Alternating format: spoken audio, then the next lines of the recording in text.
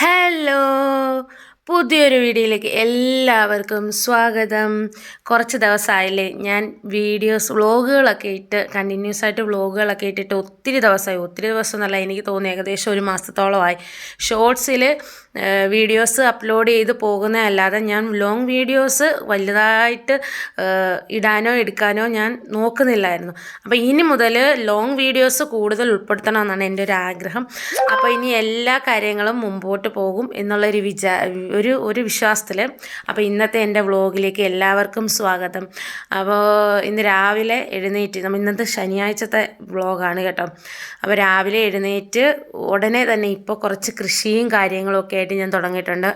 തോനെയും ഭയങ്കര ഗംഭീരമായിട്ടൊന്നുമില്ല കേട്ടോ, എങ്കിലും ചെറിയ രീതിയിൽ ഞാൻ കുറച്ച് ചേനയും കാച്ചിലും ചേമ്പും ഒക്കെ ഒന്ന് നട്ട് പിടിപ്പിച്ചിട്ടുണ്ട്. അതുപോലെ കുറച്ച് മാവ്, പ്ലാവ്, കുറച്ചൊക്കെ അങ്ങനെയൊക്കെ ഐറ്റംസൊക്കെ മേടിച്ച് വെച്ചിട്ടുണ്ട്. അപ്പോൾ അതിന് വെള്ളം ഒഴിക്കുന്ന ഡ്യൂട്ടിയാണ് രാവിലെയും വൈകിട്ട് സ്ഥിരം. അത് മറക്കാതെ തന്നെ ചെയ്യുന്നുണ്ട്. ഇന്നലെ വെച്ച് സാമ്പാർ ചൂടാക്കാൻ വെച്ചിട്ടുണ്ട്. ഇവിടെ ദോശ ഇടാനായിട്ട് വെച്ചിട്ടുണ്ട്. എന്നിപ്പോൾ എൻ്റെ ഇവിടെ ചായ ഒഴിക്കുന്നുണ്ട്. അങ്ങനെ രാവിലത്തെ വെള്ളമൊഴിപ്പും കാര്യങ്ങളും എല്ലാം കഴിഞ്ഞിട്ട് വന്ന് തലേന്ന് സാമ്പാർ വെച്ച കുറച്ച് ഞാൻ മാറ്റി വെച്ചിരുന്നു. അപ്പോൾ 2 ദിവസത്തേക്കുള്ള രീതിയിൽ ഞാൻ സാമ്പാർ റെഡിയാക്കി വെച്ചിട്ടുണ്ടായിരുന്നു. അപ്പോൾ അതെല്ലാം മാറ്റി വെച്ചിട്ടുണ്ടായിരുന്നു. അപ്പോൾ അതെല്ലാം ഒന്ന് ചൂടാക്കി ദോശയും ചുട്ട് കുഞ്ഞുങ്ങൾക്ക് കൊടുത്തു. അതിനുശേഷം ഇനി നമുക്ക് അമ്പലത്തിലൊന്ന് പോയിട്ട് വരാം.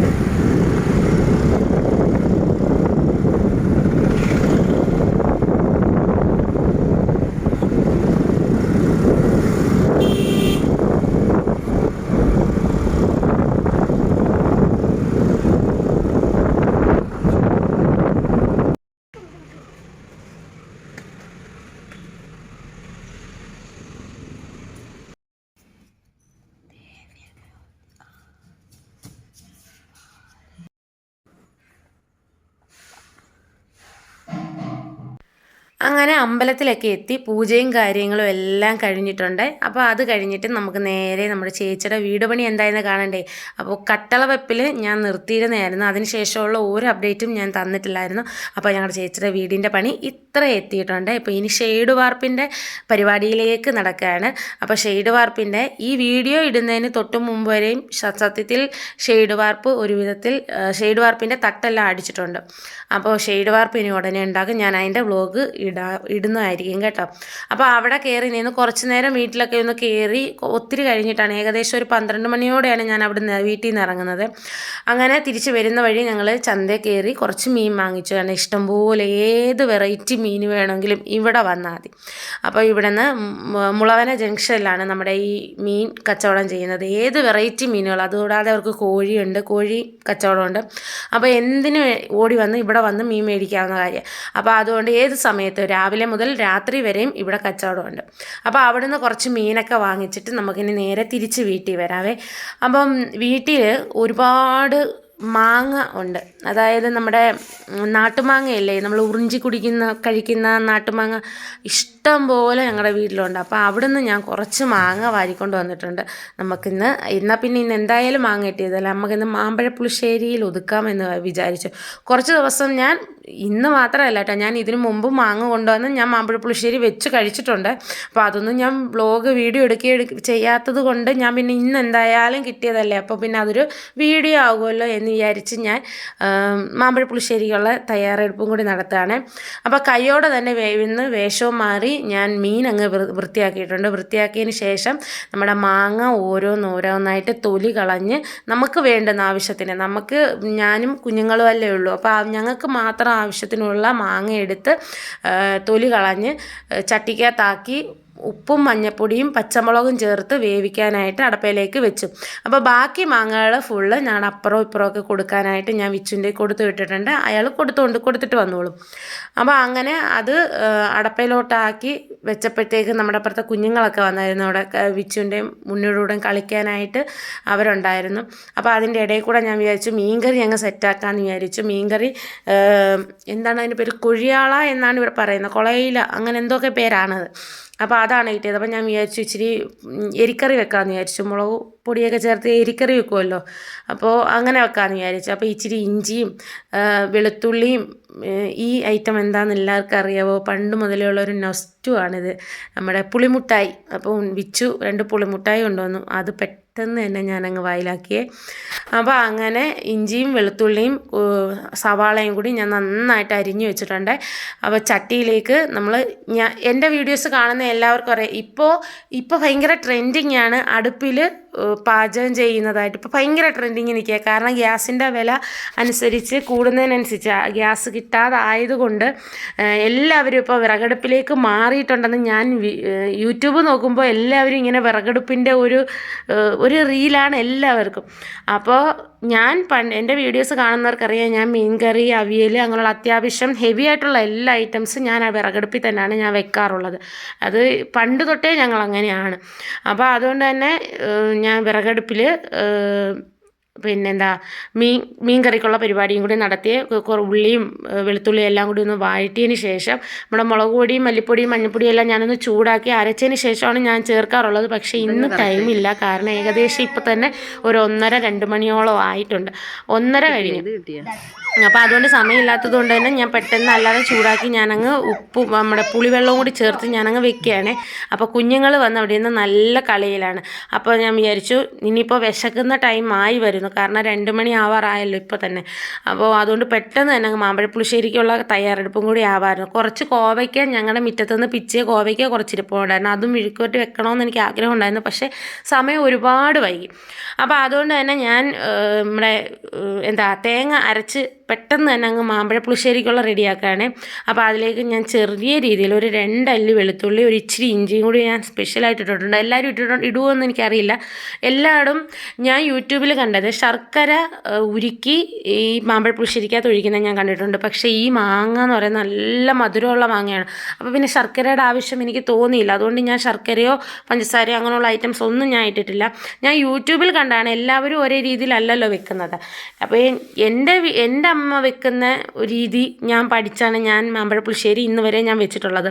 അല്ലാതെ എനിക്ക് ഇപ്പോൾ യൂട്യൂബിൽ ഇന്ന ആളുകൾ വെക്കുന്നു, പക്ഷെ ആ രീതി ആയിരിക്കില്ല ഞങ്ങളുടെ ഈ സൈഡിൽ എല്ലാവരും ചെയ്യുന്നത്.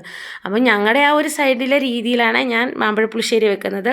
അപ്പോൾ തേങ്ങയ്ക്കകത്ത് ലേശം മഞ്ഞൾപ്പൊടി ഞാൻ നമ്മുടെ മാമ്പഴം വേവിക്കാൻ വെച്ചപ്പോൾ ഇട്ടിരുന്നു, എങ്കിലും ലേശം മഞ്ഞൾപ്പൊടി ഇട്ടിട്ടില്ല ഞാൻ.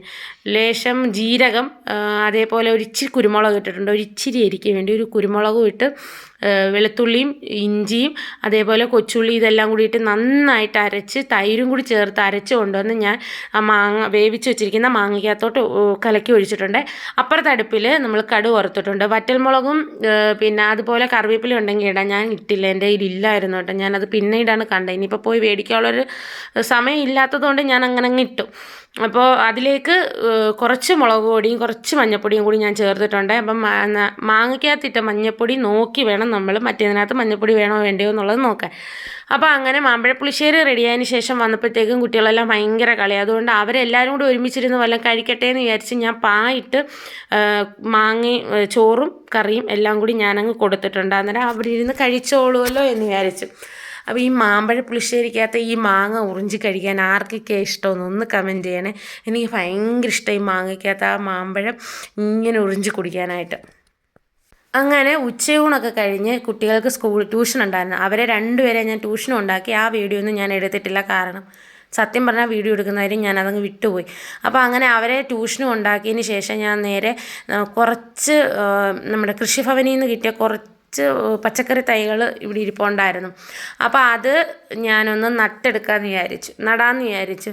അപ്പോൾ എനിക്ക് ആദ്യമായിട്ട് എൻ്റെ ജീവിതത്തിൽ ആദ്യമായിട്ടാണ് ഇങ്ങനെയുള്ള പരിപാടികളെല്ലാം, അതായത് കൃഷി, ഈ നമ്മുടെ പച്ചക്കറി തൈകൾ നടുക, അങ്ങനെയുള്ള ഐറ്റംസ് എല്ലാം ഞാൻ ജീവിതത്തിൽ ആദ്യമായിട്ടാണ് ഞാൻ ചെയ്യുന്നത്. അപ്പോൾ അതിനെക്കുറിച്ച് എനിക്ക് ഭയങ്കരമായിട്ട് എനിക്ക് അറിയില്ല, എങ്ങനെയാണെന്നൊന്നും എനിക്കറിയത്തില്ല.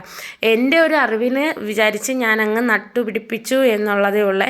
അപ്പോൾ ഞാൻ കുറച്ച് മണ്ണ് കൊണ്ടുവന്ന്, ഞങ്ങളുടെ വീട്ടിലെന്ന് പറയാൻ വെള്ള ചേടി മണ്ണാണ്. അപ്പോൾ അതുകൊണ്ട് അത് നമ്മുടെ ഈ കൃഷിക്ക് ഉപയോഗിക്കാൻ, അതായത് ഇങ്ങനെ ചട്ടിക്കകത്ത് വെക്കുന്ന ഐറ്റംസിനകത്തൊക്കെ ഉപയോഗിക്കാൻ ഒരു ഇച്ചിരി വളർച്ചക്കുറവ് വരും. അതുകൊണ്ട് ഞാൻ ആ മണ്ണ് എടുത്തില്ല. ഞങ്ങളുടെ മേലെ അയ്യത്ത് പോയിട്ട് ഞാൻ കുറച്ച് നല്ല മണ്ണ് നോക്കി എടുത്തുകൊണ്ട് വന്നതാണ്. അതിനകത്തേക്ക് നമ്മുടെ വളം, ഞാൻ പറഞ്ഞല്ലോ മാവും പ്ലാവും ഒക്കെ വാങ്ങിച്ചപ്പോൾ ഞാൻ കുറച്ച് വളമൊക്കെ വാങ്ങിച്ചിട്ടുണ്ടായിരുന്നു.